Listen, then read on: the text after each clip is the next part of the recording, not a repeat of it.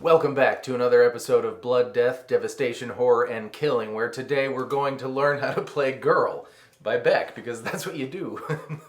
Show's called that. Because Jet Hamilton and Bob Barker 5884 said so. But before we get going, per tradition, I would like to reserve just a few moments to thank the following people for signing up for the Patreon supporter of the Cause Club: Danny Turpening, Paul Black, and John. Thank you very much for your support. And if you would like to find out what that's all about, the link, of course, is in the description. Going off of videos where Beck plays Girl live, I'm putting my capo on the 1st fret. Now, that said, I'm still going to call this fret, for instance, the 6th fret, even though it's the 5th fret relative to the capo, because math is hard. Now, if you want to pretend your guitar is a synthesizer and do the intro, 6th fret, 6th fret, 4th fret, 9th fret, 6, 6, 4, 9, for that synth part. And if there's 2 guitarists in your Beck tribute band, the other one can do this. Baby E string 10, 8, 10, 11, 10, 8, 10. B string 11, 11, 11, 11, 13, 11. Dear.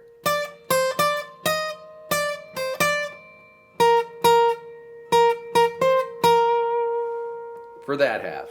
And now the song begins. We're going to do octave chords here. Octave chords are 2 of the exact same note in a different octave. For instance, E string 6th fret is the exact same note as D string 8th fret. You can use your ring finger or your pinky finger, whatever you're comfortable with, but you want to mute every other string that's not the E string or the D string with your pointer finger so that you can just kind of strum away. And we only hear those 2 notes. You're going to do this twice. This is 6 and 8. I'm just going to call out 6.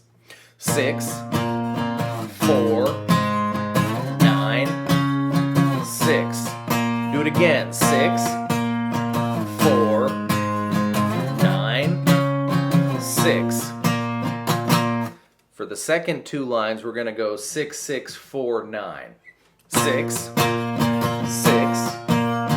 4, 9, 6, 6, 4, 9. Same chords, different pattern for the second half, and that brings us to the pre-chorus.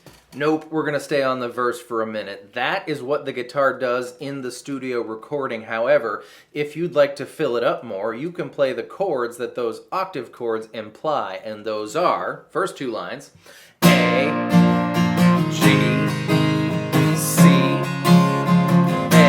Do it again. A, G, C, A. Second half. A, G, C. One more time. A, G, C. Now we're going to the pre-chorus, which is going to be octave chords as well, but not strummed this time. They're plucked. And in keeping with the idea that this is the 6th fret, not the 5th fret, I'm going to call the open string the 1st fret, because that's what it really is. We want E1, open, and D3, 2nd fret relative to the capo. Here's our pattern. We're going from the 1-3 to the 4-6, and now to A6G8 twice, and you do that line twice.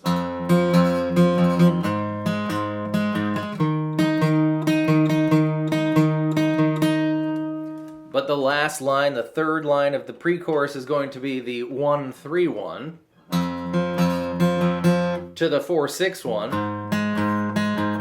down to 3-5 and down to 2-4. So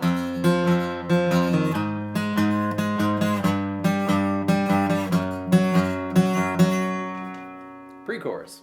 And yes, those octave chords imply open chords as well, and if you'd like to fill it up more, you can do this. E major, the one with the pointer finger on the G string, 1st fret, E, G,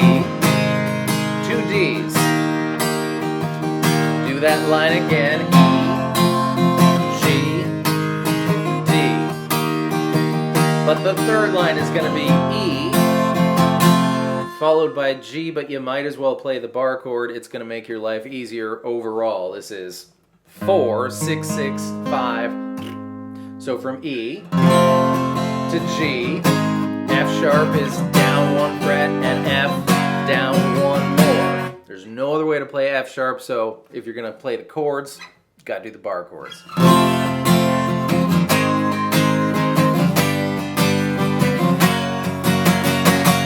Into the chorus. Referring back again to the videos where Beck is playing this live, he does the following this way. E, D, but as this bar chord, and A as this bar chord. I see no reason to do that when you can just do E, D, A. The interesting thing about this chorus is there are only 3 measures. 1, 2, my summer, A. Repeat, E, D, A. The last time he does not play D7, but he sings. That's what his melody does. So if you want to be fancy, you can play E, D7, A. If you want to be fancy.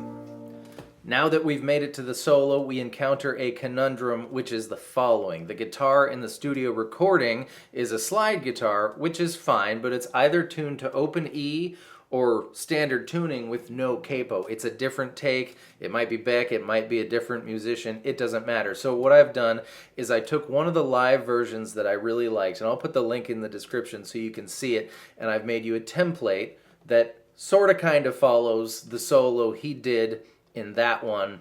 I'm going to show you. Middle finger on E6. We're always going to pluck the bass note before we do the next thing, and the bass note's always going to be that note. Okay. G7, pull it off to open. G5, pull it off to open. D6, pull it off to open. D8, don't pull it off to open. D6. So we've got G7 pull off, G5 pull off, D6 pull off, D8 no pull off, D6 pull off. I'm going to do it.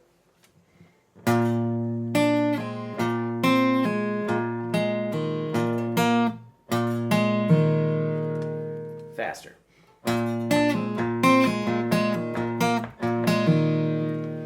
And then he did the exact same shape, pattern, 2 frets lower, so you already know it.